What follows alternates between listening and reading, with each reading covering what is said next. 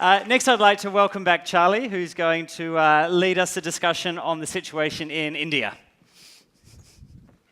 Thanks, Charlie. Thank you, Simon. We're now going to turn, as Simon says, the spotlight to India, on India, should I say. Could I invite the two panelists up, Zainab Patel and Shubha Chacko. So, give them a warm welcome, please. Thank you very much. So, I think we need 3 chairs. Yeah. Yes, no, 3, thank you. Unless you want me to stand. All right, there we go. Perfect, thank you.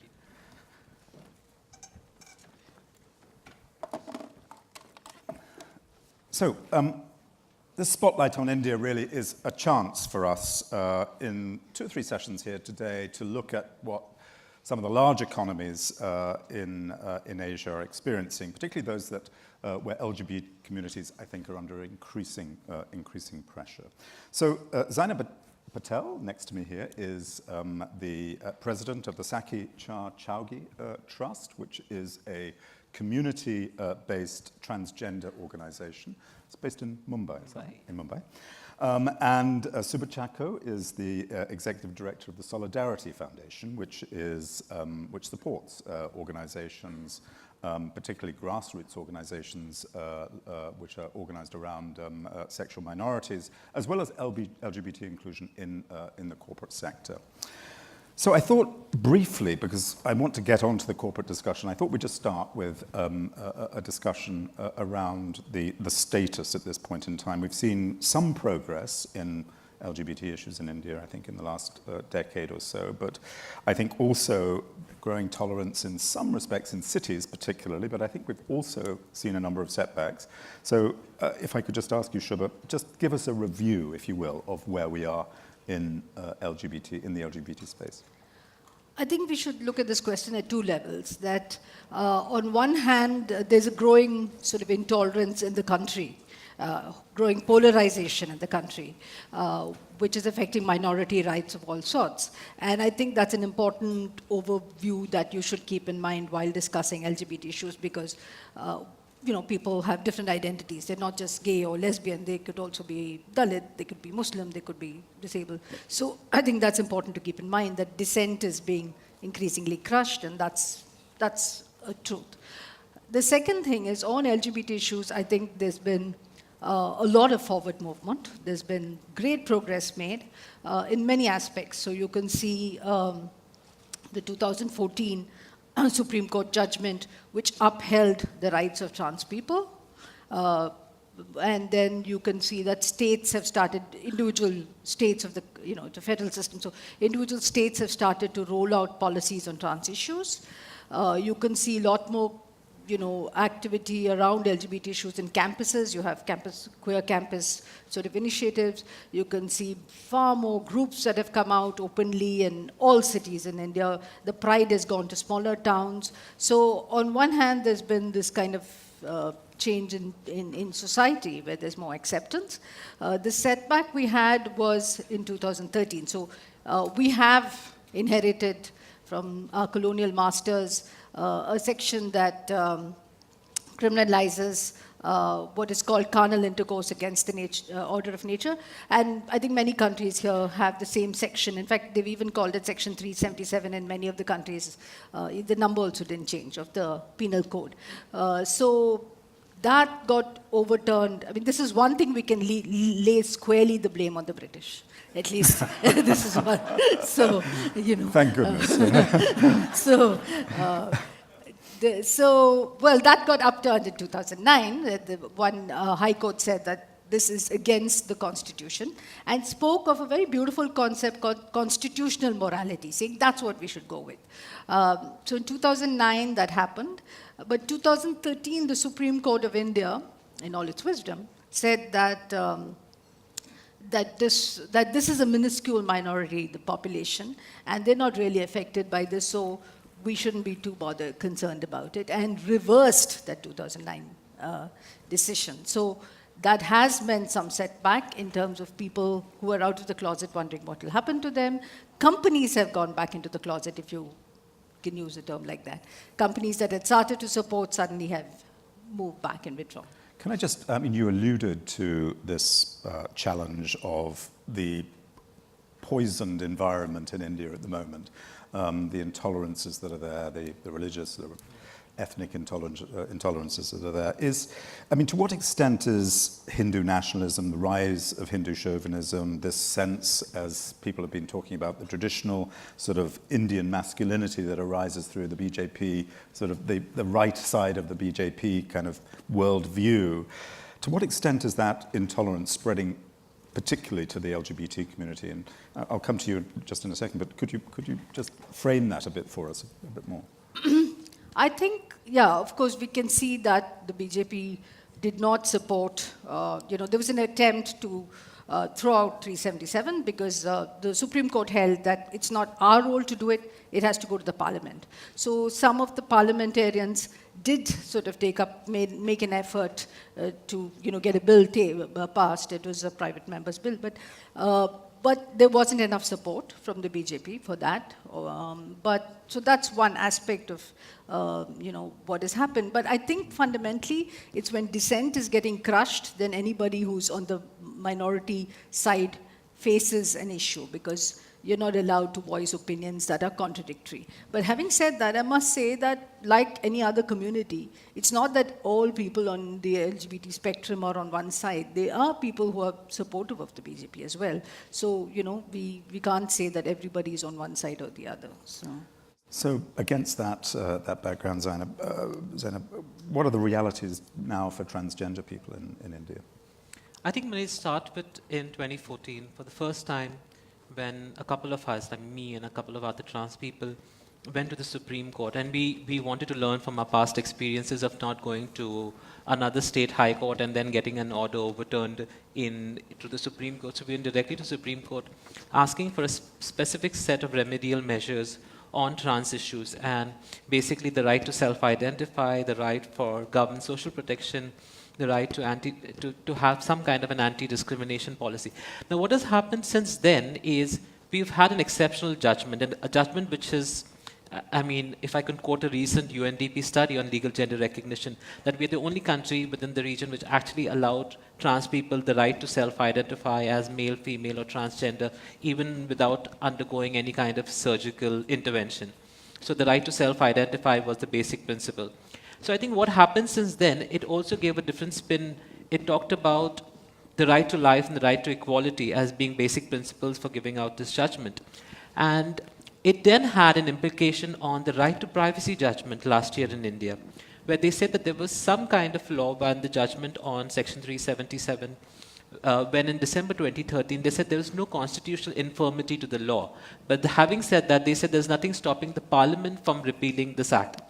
So I think now with the Section 377 judgment currently under review in January, the judges agreed to have a review petition. We have around many individual petitions from LGBT activists, from LGBTI groups, etc., who have come forward and tagged along with the original petition. So there's a review going on.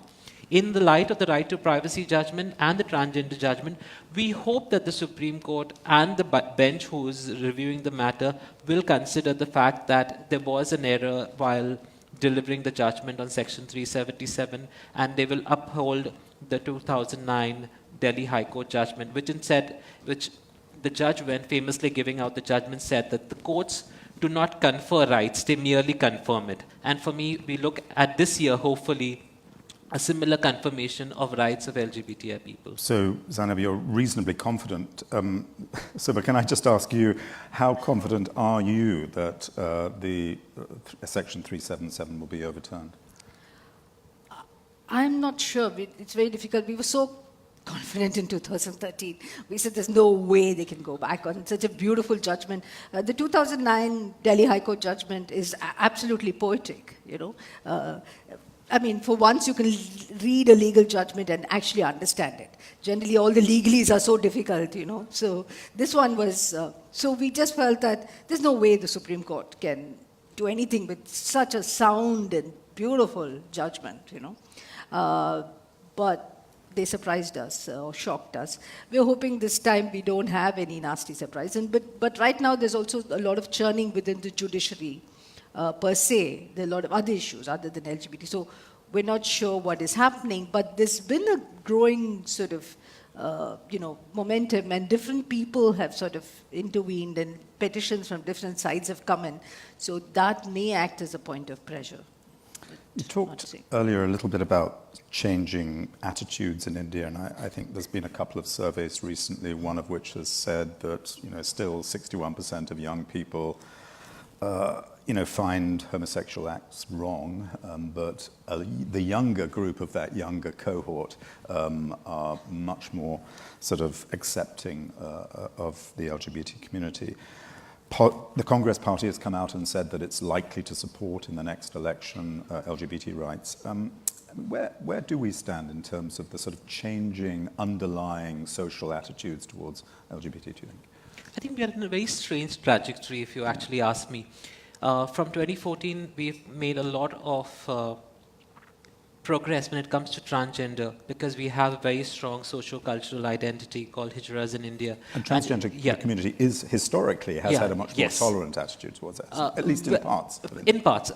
Disagree in generally, but we've also faced a lot of brickbats and discrimination. But I think when it comes to being a lot more moving away from the tolerance bit towards being socially or culturally more accepting. And I think that has kind of given a tipping point for a lot of people in the executive, in the judiciary, in the private sector to come out and make some very positive comments, and also some inclusive policies. I think that's a tipping point, but it also gives people an opportunity, other people from the sexual minority community, a chance to come forward and start talking about their issues, because whenever trans people have come out and spoken, they've also spoken about the other people in the LGBTI rainbow.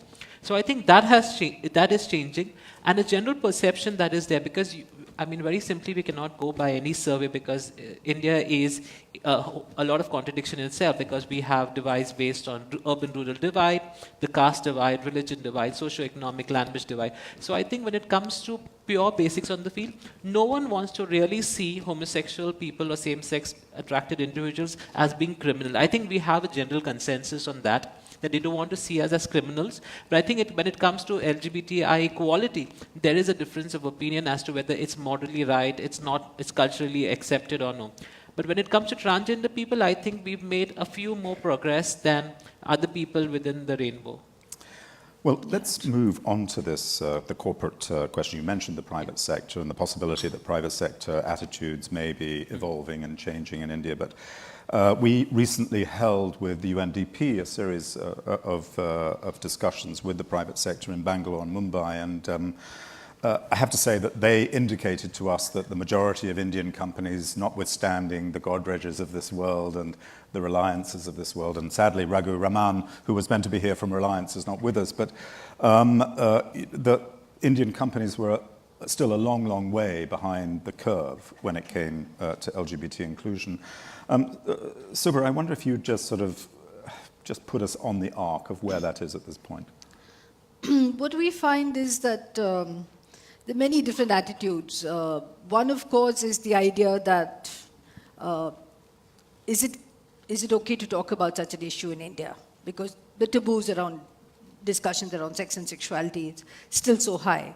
So people are saying, hey, can we really have this conversation here? Or is it like headquarters wants to have it? So a lot of organizations, a lot of companies feel that, headquarters, which is generally in the US or Australia or somewhere in Europe, says, hey, what are you doing about LGBT issues? And then suddenly, in fact, somebody once came to me and said, we need help desperately. I said, why, what's happening? And they said, I believe LGBT is coming to India. And I want to tell them, no, that, sorry to disappoint you, but members of the LGBT community have been here for a long, long time, much before any MNC existed. So, but generally there's a thing that, okay, now headquarters is saying we got to do something, so let's tick the box and start doing something. But we see that as an opportunity to open the conversation. You might be doing it for all the wrong reasons, but at least you're coming to the table, so let's start the conversation. And I think So that's one attitude, that, hey, we don't know what to do, can we start talking about it? The other is people saying, but why should we discuss this? It's a private issue, you know? I mean, we don't discuss heterosexuality at all, so why should we discuss homosexuality? And then you got to take them through the steps of saying, we're not discussing what somebody does in their bedroom or doesn't do. That's not the point, but talk about issues around identity, talk about issues around rights, etc., and discrimination. And then I find that people then start to understand, so the thing is to start the dialogue. And then there is a fear of, is it legal, is it illegal? But actually, there's a lot of misunderstanding around the IPC 377. While it's dreadful and really needs to go, there's no way anyone can justify it existing. But it criminalizes an act, and it doesn't criminalize an identity. So there's a difference there's a technical difference that we are trying to use to our advantage. So you're talking about Section 377 again? Yeah, and about Section that, 377 of the Penal Code. And companies using that potentially as a way of delaying or fearing moving forward, saying, will we be doing something that's illegal? And so you're saying, no, you're not going to be doing anything illegal. Yeah. Because so we need a judgment on a positive judgment on Section 377. Zainab, just picking up on that, and how does a more open, you talked about some of the barriers there to this discussion within the corporate sector, how does a more open dialogue happen within companies in India around LGBT and transgender rights as well?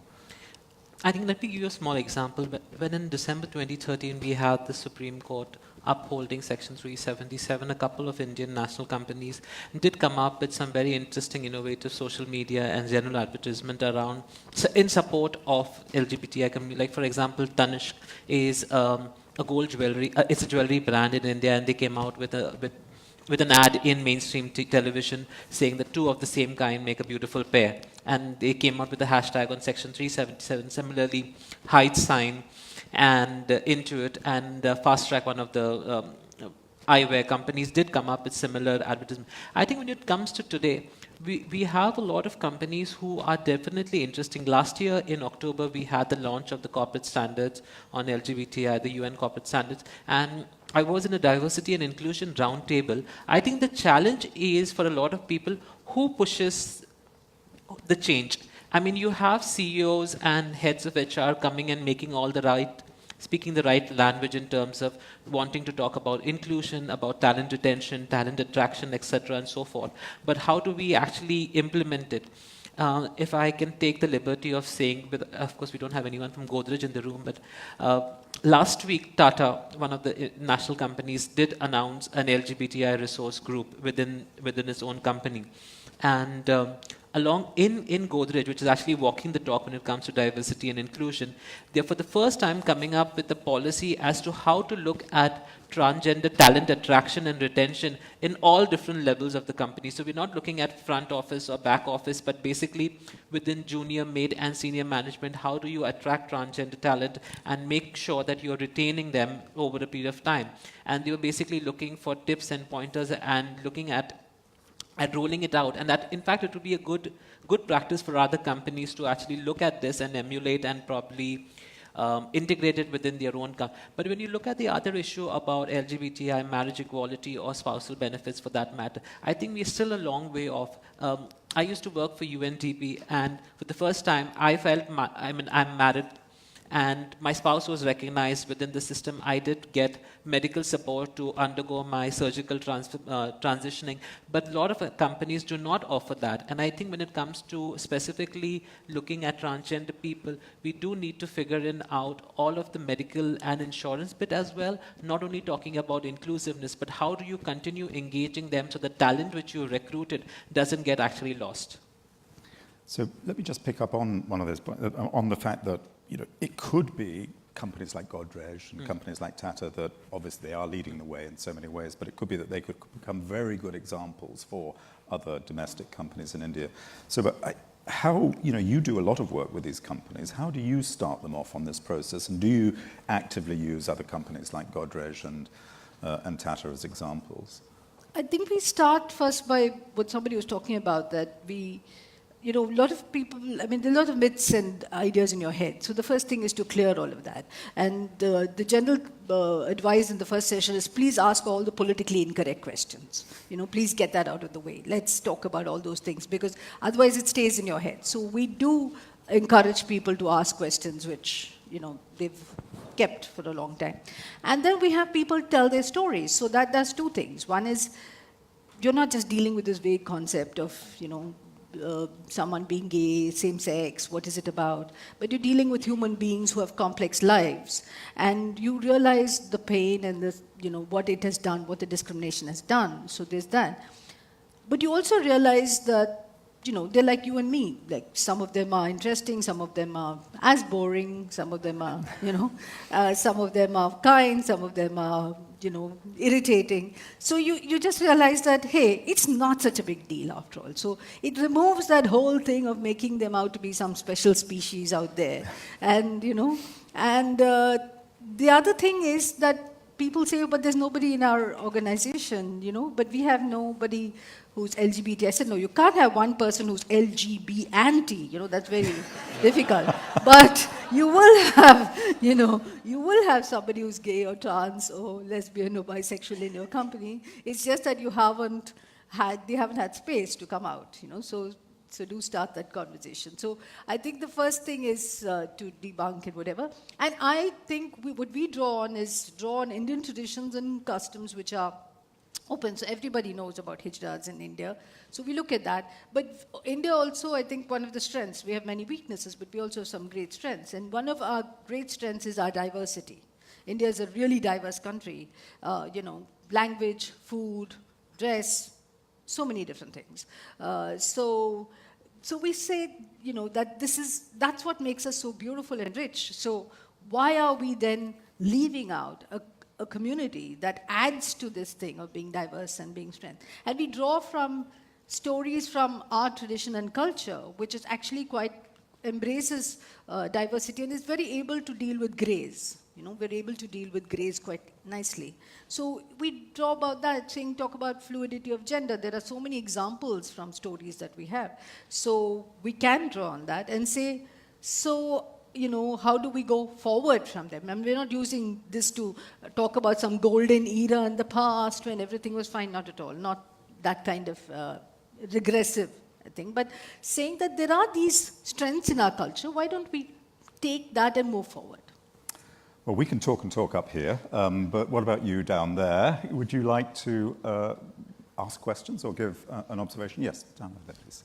Get a microphone. If you could just say your name and your organization. It's just coming to you. And do please ask questions on the app if you have any as well. City, thank you. I think I just wanted to thank Zainab for coming out too, because it is important for transgender to come up, because we just lump it all as LGBT.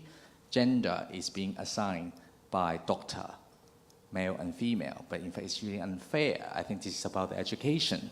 I think what you're facing is something that is challenging the medical industry too.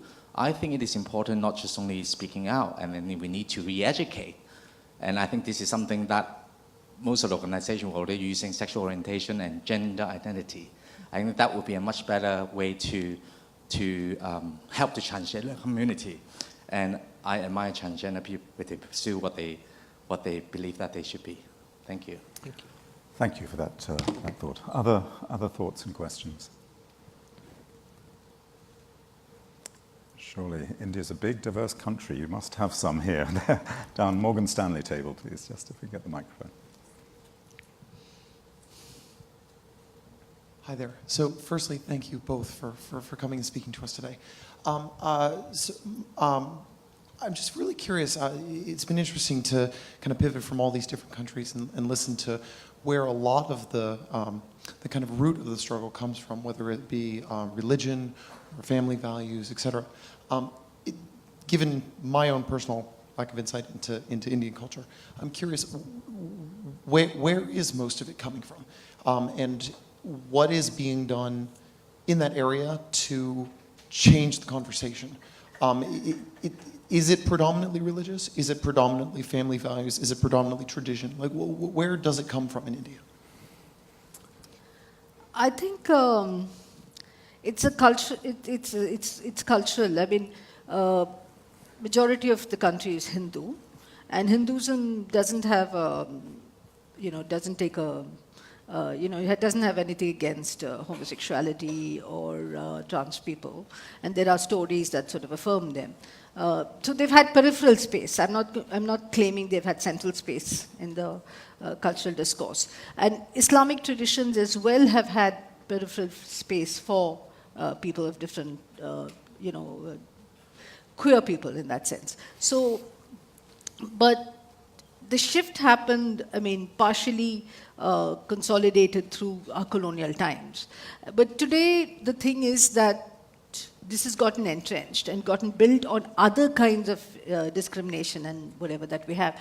So we've, for example, done a lot of work with religious leaders to get them to come and support. And it's not been easy. Those dialogues haven't been easy. And we've called them actually difficult dialogues. And we've had those conversations where religious leaders have started slowly to come forward, and we brought out a little booklet saying religions against homophobia. That's as far as they were willing to go. So we said, okay, at least it's a step. But so those are kind of engagements that one needs to have to say, it's not that religions are against, because that's what people feel, that, my religion doesn't allow it, or, in our kind of families, it's not allowed. So there's a culture and religion mix that becomes the thing, because you do feel that family as defined in a certain way, it becomes important, etc. So that's what you're challenging. So you draw on examples locally that say that there is no one idea of family. We've always had grandparents stay with us. We've had single uncles stay with us. So where is this notion of family? Zainab, If I can just add to what Shubha said, I think when it comes to talking about LGBTI issues, we are no longer selling stories of deprivation. I think we're talking about stories of resilience, stories of strength. And I think when people like me and others who are visible faces of the LGBTI community, we are actually challenging the cultural tradition in the country, which has changed. We're not really going and challenging religious leaders, because I don't think religious leaders have anything specific to say. I mean, Hinduism doesn't really have anything specific to say about LGBTI people. But I think when we come up and talk, and we go and interact with specific employers, I think it's about creating space, and I'm talking about strengths, like the gentleman over there mentioned. When we actually come to audiences like this, we expect that for all of you all who go and walk that extra mile to recruit and positively discriminate, to go ahead and recruit an LGBTI person on the job, when you'll go ahead and start talking about LGBTI inclusive policies, when you'll go ahead and march with LGBTI communities during Pride, when you'll refuse to snigger or laugh at homophobic or transphobic jokes which are cracked in the canteen, you're actually making the way forward for an actually inclusive society. And if you actually think of it from a positive perspective, everyone today talks about sustainable development. The road to a shared future is only going to be based on diversity and inclusion. There is no other way of sharing our resources, and that's what we are saying. We're not talking about carving out special spaces, but we're talking about spaces which recognize the diversity and how you can, as business leaders, because business leaders have in fact been one of the most important forces, much more powerful than lawmakers within this region and elsewhere, to actually promote LGBTI inclusion. And I think that's a strong message that me as a community person is talking to a whole room of people who are actually change makers, and you all can actually impact the way you all work with your own staff, with your suppliers, and with the communities that you'll interact with. Well, I don't think we can, exactly. I don't think we can end on a more powerful statement there about the role of businesses. And indeed, Raghu Raman, who was going to be here, I think was going to say pretty much the same thing. And I'm sure you both know what he's going to say. But thank you both very much, Shubha and Prejudice. Thank you very much. Zainab.